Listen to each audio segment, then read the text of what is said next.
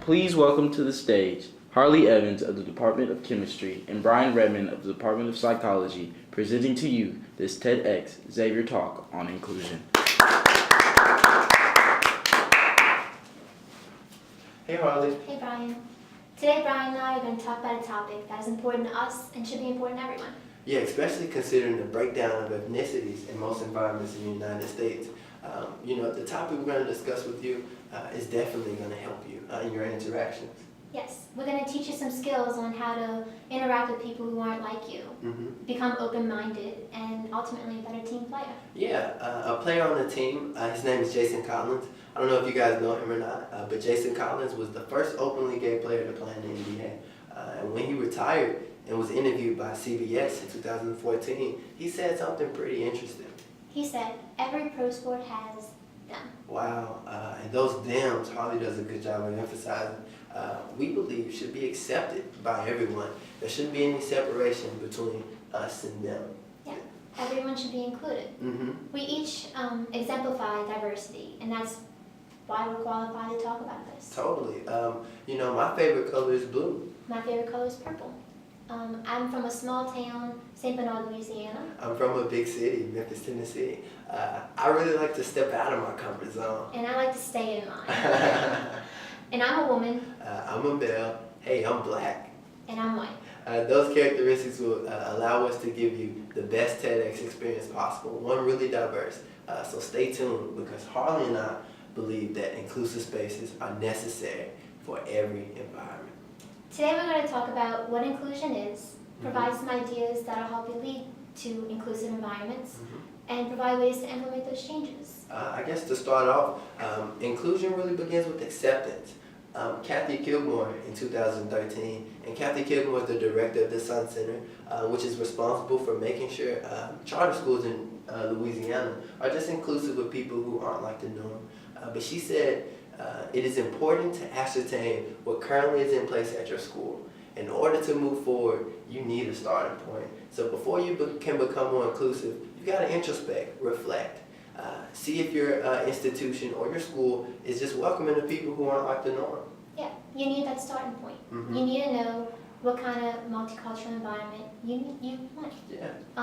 In 2004, Dr. Herbino and colleagues said that members of all groups are treated fairly, feel included, actually are included, and have equal opportunities and are represented.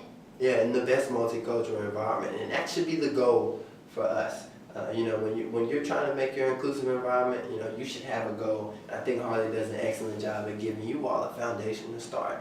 Now that we have an understanding of what inclusion actually is, let's talk about what changes need to be made to become more inclusive. Harley and I think a special type of consciousness is needed for inclusion. Yeah, we need to be aware of how we treat others and how other people feel. According to the Center of American Progress Action Fund in 2011, between 1993 and 2010, more than 13,000 soldiers were suppressed for their sexual preference. These are people that are fighting for our country, and we just suppress them, and ultimately And that's totally not good. I agree. It has no result. I see where you get lost in that tangent, man. It's ridiculous.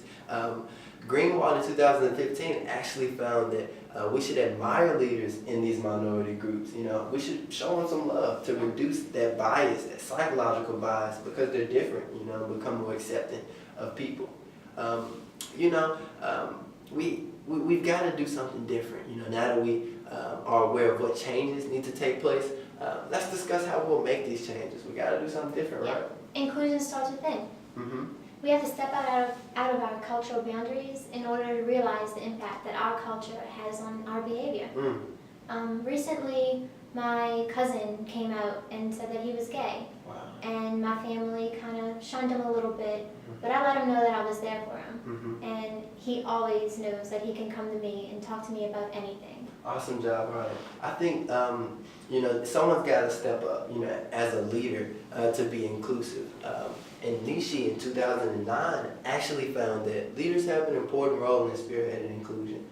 People, have to step up in these groups and, take a stance for an acceptance of diversity. We've got to do something. I actually have had a role in providing inclusive spaces for youth back in Memphis, working for the nonprofit Bridges. I facilitated experiential learning activities that actually allow groups to become closer together and more inclusive. Yeah. So wrapping up, to summarize, we discussed what inclusion is, Provided some ideas that would help contribute to inclusive environments. and provide ways to implement those changes. Yeah, inclusive spaces are really necessary in today's multicultural environment. Yep. Those thems deserve to be accepted.